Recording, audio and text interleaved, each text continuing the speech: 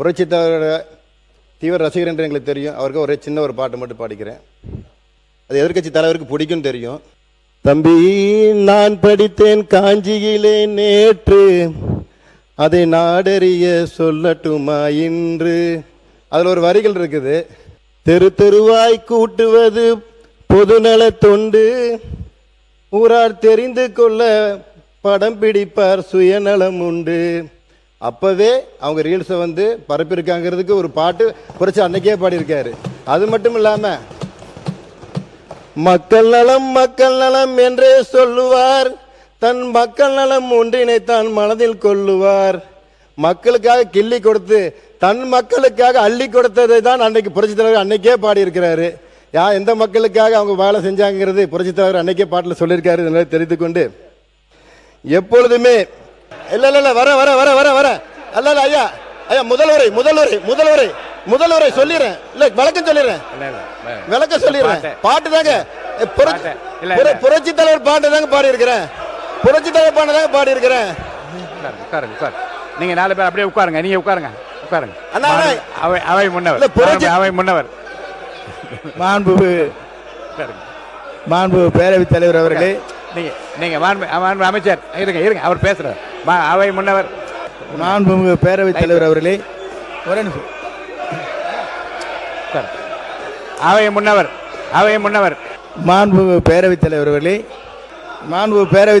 புரட்சி தலைவருடைய பாடலைத்தான் பாடினாரே தவிர வேறு எந்த அழுத்தத்தோடும் பேசவில்லை. அவருடைய பாடலை அவருடைய ரசிகராக இருந்தபோது பாடியதுதானே தவிர வேறு அது குற்றமாக எடுத்துக்கொள்ளக்கூடாது.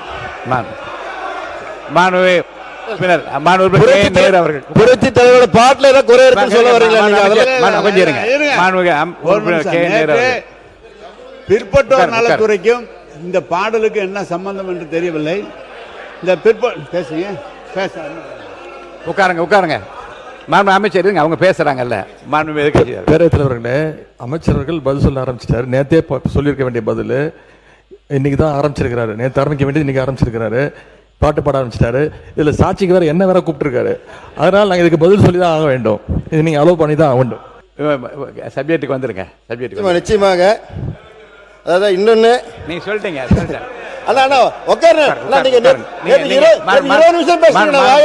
நீங்க பேசுங்க. நீங்க பாருங்க, அங்க எல்லாம் பதில் சொல்லக்கூடாது. நீங்க பாருங்க அமைச்சர், நீங்க தொடர்ந்து உங்க பேச்சை பேசுங்க.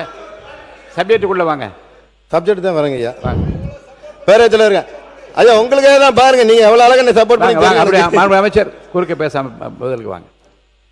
அப்புறம் கிளைமேக்ஸ் முன்னாடியே சொல்லிட்டீங்கன்னு சொன்னாங்க. நகைச்சுவைக்கு தான் சொல்றேன், தப்பால இல்ல. முன்னாடி கிளைமேக்ஸ் சொல்லிட்டீங்களே, எப்ப எப்படி படம் ஓடாதுன்னு சொல்றீங்களான்ட்டு. எல்லாருக்குமே தெரியும் இந்த படத்தோட ஹீரோ யாருன்னு. எங்க படம் எப்படி ஓடுன்னு உலகத்துக்கே தெரியும். நாங்க சொல்லிதான் தெரியும்னு அவசியம் இந்த உலகத்துக்கு இல்ல. எங்க படத்தோட ஹீரோ யாருன்னு உலகத்துக்கே தெரியும். எப்போதுமே சூரியன் தாக்கத்திலிருந்து தன்னை காத்துக்கொள்ளும் கோவை இந்த முறையும் விசிலின் வழியாக அதை நிரூபித்திருக்கிறது. 10 தொகுதியில் 6 தொகுதியில் வெற்றியை வாரி வழங்கிய கோவை மக்களுக்கு நெஞ்சான நன்றியை தெரிவித்துக் கொள்கின்றேன். நமது முதல்வரின் ஆட்சி, நமது தமிழக வெற்றி கழகத்தின் ஆட்சி தமிழகத்தில் என்றும் நிலைத்திருக்க எனது தொகுதியில் அனைத்து துறையின் திட்டங்களையும் கொண்டு வர உறுதியாக நான் உழைப்பேன் என்பதை தெரிவித்துக் கொள்கின்றேன். நான் எனது இளம் வயதிலேயே 31 ஆண்டுகளுக்கு முன்பு தளபதி அவர்கள் மீது கொண்ட ஈர்ப்பு பற்றால் ஏற்படுத்தி கொண்ட பந்தம். அன்றைய நாளில் இளைய தீபம், இளைய தென்றல், இளைய தளபதி என்றெல்லாம் ரசிகர்களால் அழைக்கப்பட்ட தளபதியின் ரசிகனாக கிளை மன்றத்தை தொடங்கி நான் பிறந்தது முதல் இன்று வரை வாழ்கின்ற அதே பகுதியிலேயே மக்களோடு மக்களாக வாழ்ந்து பழகி அன்றாட நிகழ்ச்சிகளின் சாட்சியாக அவர்களின் தேவைகளை அறிந்து ஒவ்வொரு நாளும் இயன்றதை அவர்களுக்கு செய்வதற்குரிய வாய்ப்புகளை உருவாக்கி கொண்டவன்.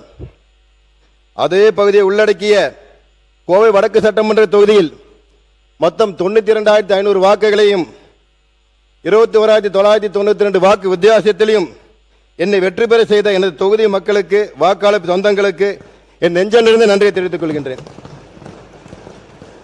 மாண்புமிகு பேரவைத் தலைவர் அவர்களே, இந்த வெற்றி என்பது மக்களின் வெற்றி. இந்த வாய்ப்பு தளபதி மீது தமிழ்நாட்டு மக்கள் கொண்டுள்ள மாபெரும் நம்பிக்கை.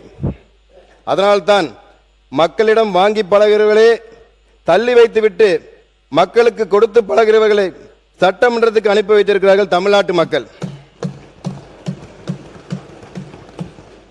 இங்கே மக்களை பற்றி சொல்லும்போது ஒரே விஷயத்தை பற்றி நான் பேரவைத் தலைவர் அவர்கள் புரட்சி தலைவரோட தீவிர ரசிகர் என்று எங்களுக்கு தெரியும். அவருக்கு ஒரே சின்ன ஒரு பாட்டு மட்டும் பாடிக்கிறேன். மாண்புமிகு பேரவைத் தலைவர் அவர்களே, இதனால் இவன் முடிக்கும் என்றாய்ந்து அதனை அவன் கண் விடல் எனும் ஆதிவன் திருவள்ளுவர் குரலுக்கேற்ப லஞ்சம் கேட்டால் கொடுக்க வேண்டாம்.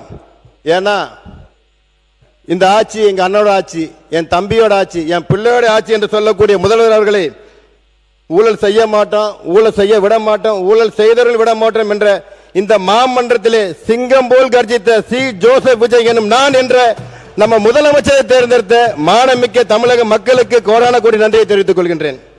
மாண்புமிகு பேரவைத் தலைவர் அவர்களே, இந்த நேரத்திலே தமிழக வெற்றி கழகத்தின் பொதுச் செயலாளரும் மாண்புமிகு ஊரக வளர்ச்சித்துறை மற்றும் நீர்வளத்துறை அமைச்சரும் எனது அரசியல் ஆசானமான எனது அண்ணன் ஆனந்தன் அவர்களை வணங்குகின்றேன்.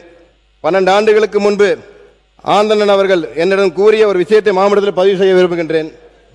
தமிழக முதலமைச்சராக தலைவர் தளபதி விஜய் அவர்கள் வெகு விரைவில் அறையில் அமர்வார். அந்த நேரத்தில் அன்றைக்கும் ஆளும் கட்சியினர் தான் எதிர்க்கட்சி அவர்கள் அமர்ந்திருப்பார் என்று ஒரு தீர்க்கதரிசியை போல் சொல்லியிருந்தார். அது மட்டுமல்ல, என்றைக்கா இருந்தாலும் நீங்க எல்லாம் பச்சைக்கில் கையெழுத்து போடுவீங்க, ஏன்னா உங்க உழைப்பு அப்படின்னு எங்களை உற்சாகப்படுத்தி வழிநடத்தியவர் ஆனந்தன் அவர்கள். அவர் சொன்னது இன்று நிறைவேறியுள்ளது. கண்டிக்க வேண்டிய நேரத்தில் கண்டித்தும் கனிவு காட்ட வேண்டிய கனிவு காட்டியும் வழிநடத்துபவர்களே சிறந்த தலைமை பண்பார்கள். அப்படி ஒருவராக திகழ்வர் புரட்சி தலைவர் எம்ஜிஆர் அவர்களின் அரசியல் பாசறையில் உருவான ஆற்றல் மிகு தலைவர். 1000 விளக்கு தொகுதி மக்களின் அன்பை பெற்று இன்று ஒட்டுமொத்த தமிழகத்தின் சட்டமன்ற பேரவைக்கு ஒளியாய் விளங்குபவர். அனுபவத்தின் சிகரம், சமத்துவத்தின் அடையாளம். இந்த மாமன்றத்தில் எங்களுக்கெல்லாம் வழிகாட்டி மாண்புமிகு பேரவைத் தலைவர் அவர்களுக்கும் எனது வணக்கத்தை தெரிவித்துக் கொள்கின்றேன். மாண்புமிகு பேரவைத் தலைவர் அவர்களே, இந்த மாமன்றத்தில் முரசம் முழங்கட்டும், மன்றம் நிறையட்டும். வீரம் கொண்டவர்கள் பலர், வெற்றி கண்டவர்கள் சிலர். ஆனால் வெற்றிக்கு பின்னாலும் வணக்கம் மறக்காதவர் சிலர். வாள் கொண்டு வென்ற நிலம் காலத்தால் மறக்கப்படும், ஆனால் அறம் கொண்டு வென்ற மனம் தலைமுறை கடந்து பேசப்படும். முடி சூடுவதால் மன்னன் அல்ல, மக்கள் மரியாதை சூடுபவரே மன்னன். அந்த மன்னன் யார்? அவர்தான் தளபதி விஜய். இன்று மாமன்றத்தில் பேசுகிறேன், நாளை வரலாறு பேசும். விஜய் என்பது சொல்லல்ல, செயலின் தொடக்கம்.